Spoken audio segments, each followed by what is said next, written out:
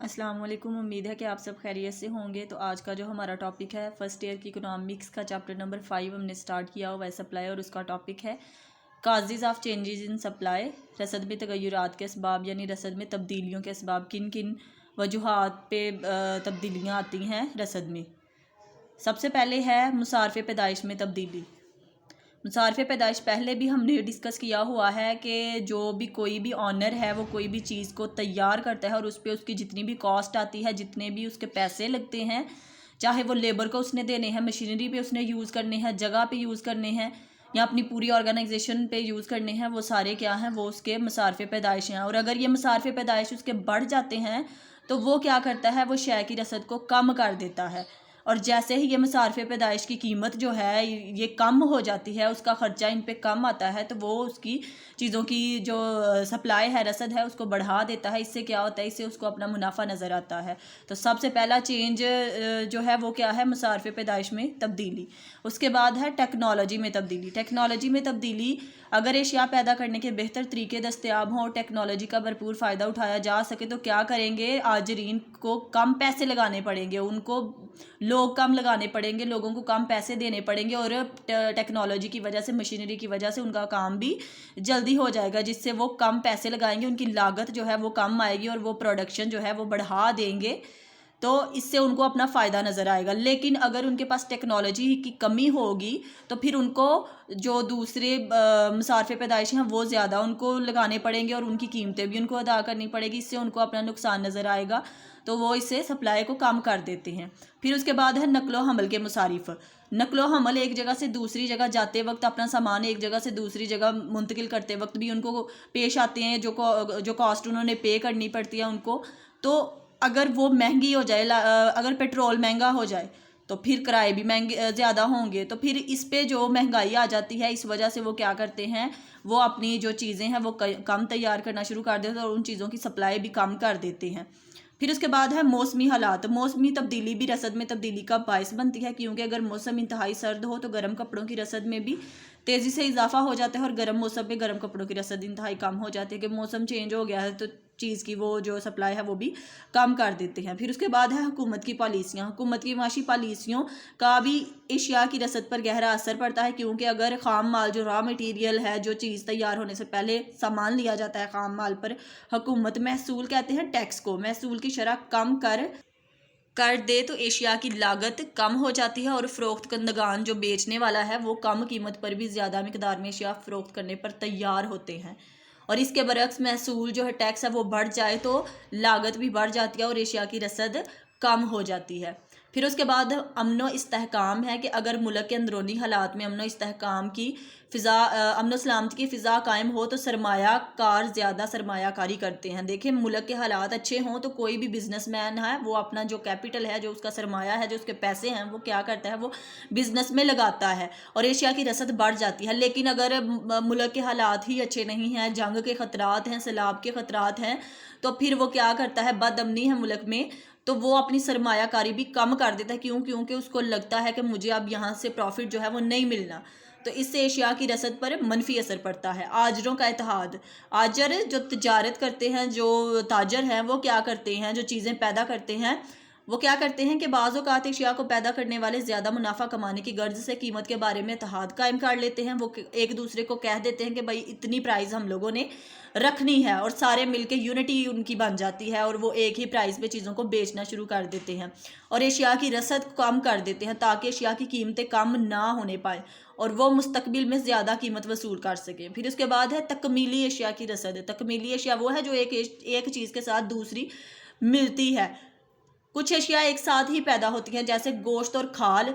देखिए, गोश्त अगर हम किसी जानवर का लेते हैं तो उससे खाल भी तो हमें हासिल होती है ना। गंदम अगर हम बोते हैं तो जब गंदम के दाने हम निकालते हैं तो उससे जो भूसा वगैरह है वो भी तो निकलता है ना। तो ये जो चीज़ें एक दूसरे के साथ आती हैं, इसलिए जब किसी एक शय की कीमत बढ़ती है तो दूसरी शय की रसद भी बढ़ जाती है।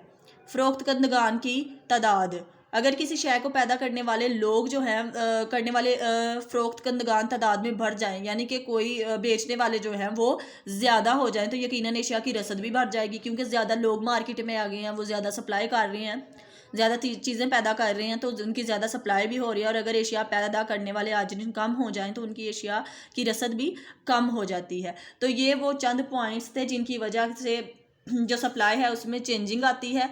उसके बाद हमारा जो टॉपिक है वो क्या है कि रसद की लचक, इलास्टिसिटी ऑफ सप्लाई क्या होती है।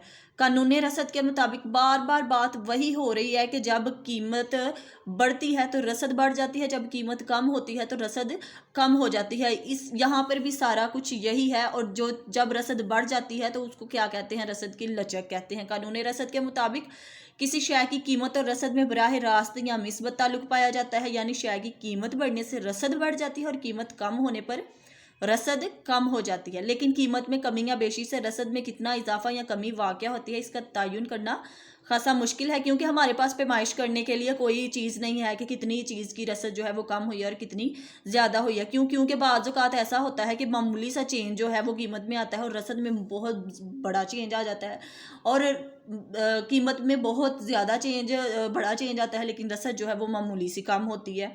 तो लिहाजा रसद की लचक को हम कैसे डिफ़ाइन कर सकते हैं। पास रसद की लचक किसी शय की कीमत में तब्दीली के बायस इसकी रसद में पैदा होने वाले रद्द अमल, चेंज की शरह या निस्बत को जाहिर करती है। ये रसद की लचक है।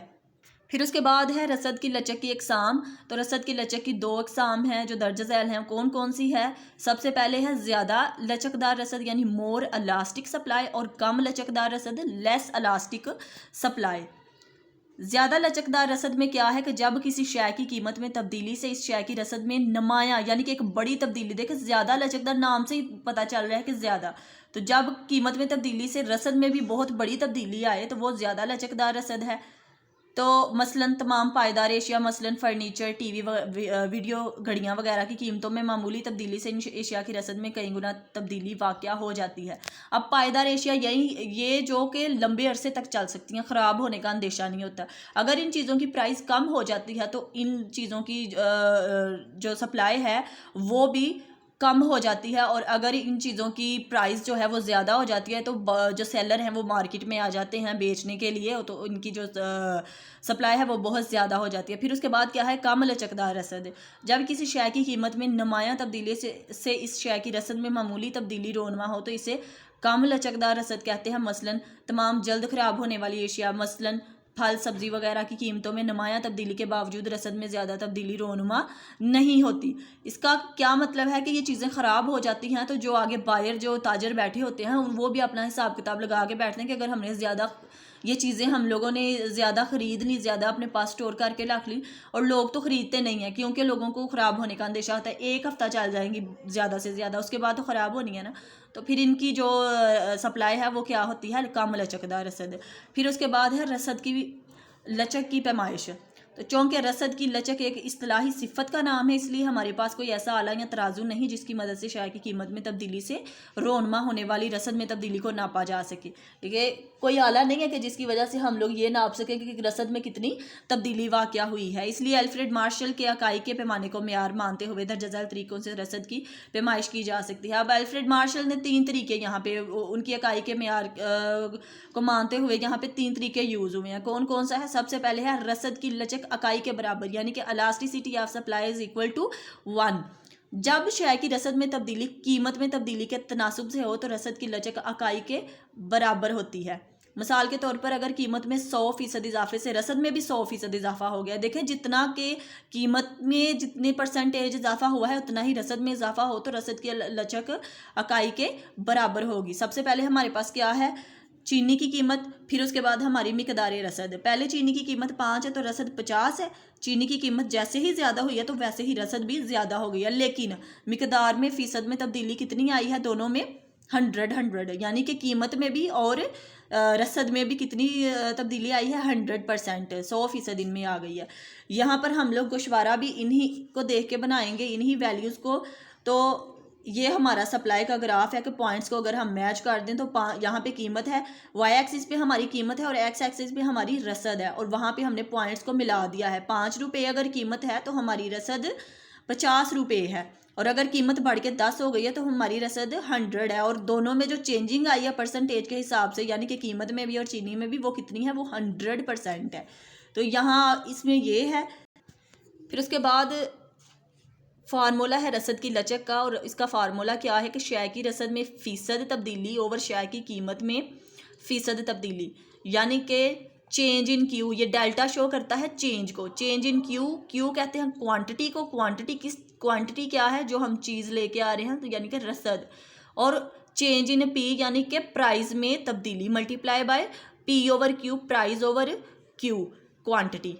तो यहाँ पे चेंज इन क्यू, हम पीछे जो हमारा ग्राफ है उसमें हम जो वैल्यूज़ पुट की हुई हैं, तो सबसे पहले अगर हम देखें दोबारा वही ग्राफ अपना, तो क्यू में कितना चेंज आया है, देखें क्वांटिटी है, क्वांटिटी में चेंज जो है वो पहले क्या था 50 था, उसके बाद 100, तो कितना चेंज है 50 का चेंज, और यहाँ पे अगर पहले 5 था और 10, तो फिर इन दोनों में कितना चेंज है 5 का। तो यही वैल्यूज़ हमने वहाँ पे पुट कर देनी है, यानी कि चेंज इन क्यू कितना है 100 माइनस 50 इज इक्वल टू 50, और चेंज इन पी कितना है 10 माइनस 5 इज इक्वल टू 5।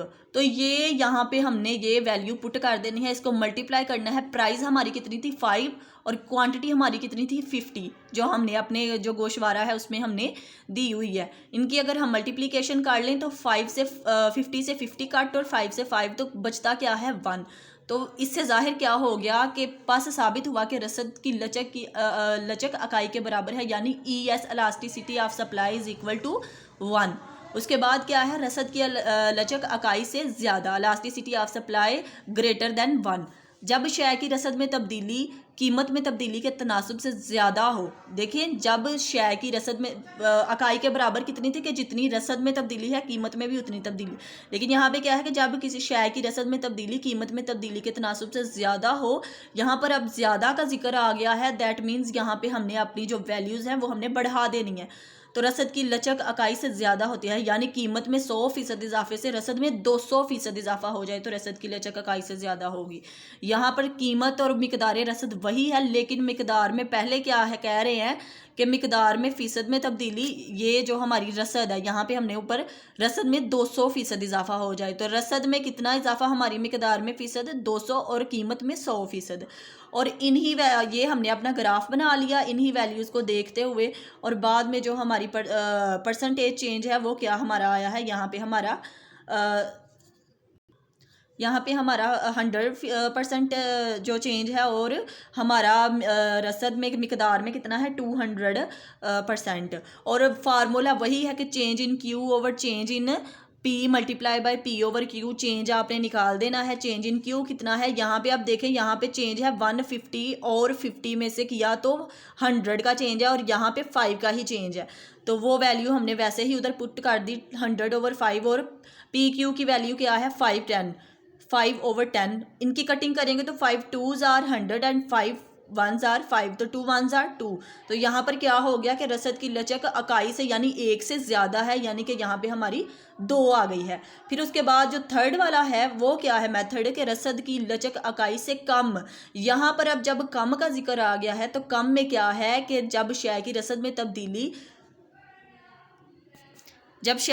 में तब्दीली कीमत में तब्दीली की शरह से कम हो तो रसद की लचक इकाई से कम होती है। अब यहाँ पे हमने कम वैल्यू पुट करनी है, यानी कीमत में 100% कमी या बेशी से रसद 50% कम या ज़्यादा हो जाती है। इस तरह रसद की लचक इकाई से ज़्यादा हो जाती है। प्राइस और क्वांटिटी हमारी पहले से जो है वो 5 और 50 है, और उसके बाद यहाँ पे हमारी जो चीनी की कीमत है वो 10 है, तो मिकदार रसद हमारी बढ़कर 75 हो गई है, और मिकदार में फ़ीसद तब्दीली 50 और 100 है। इन्हीं वैल्यूज़ को हमने देख के अपना सबसे पहले हमने ग्राफ बना लेना है, और उसके बाद डायग्राम हमने बना लेनी है और इनकी एक्सप्लेनेशन लिख लेनी है, और फार्मूला वही हमने पुट करना है कि change in Q over change in P multiply by P over Q.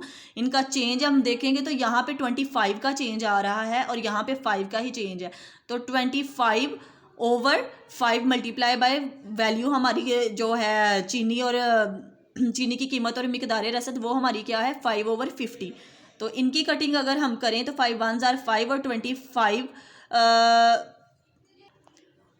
तो यहाँ पे हमारी जो है 25 ओवर 5 मल्टीप्लाई बाय 5 ओवर 50, तो 25 को अगर हम 5 से ज़रब दें तो हमारे पास आ जाता है 125 बटा, उसके बाद हमारे पास 50 को अगर हम 5 से दें तो हमारे पास 250 आ जाता है। और अगर हम 125 को यहाँ पे मैं कर रही हूँ 25 को हम 250 पे डिवाइड कर दें, 250 पर हमने कर दिया डिवाइड, तो देखें अंदर वाली रकम जो है वो हमारी छोटी है, यानी कि 125 है। इसको सॉल्व करने के लिए हमें इशारिया लगाना पड़ेगा। यहाँ पे हमने लगा दिया इशारिया। अब हम यहाँ पे 0 लगा सकते हैं और 250 को अगर हम 5 से ज़रब दें तो हमारे पास कितना आ जाएगा, 250 को 5 से दिया तो 0, 5 5 बार 25, 5 2 5 2 बार 10 और 2 12, तो हमारा 1250 आ गया।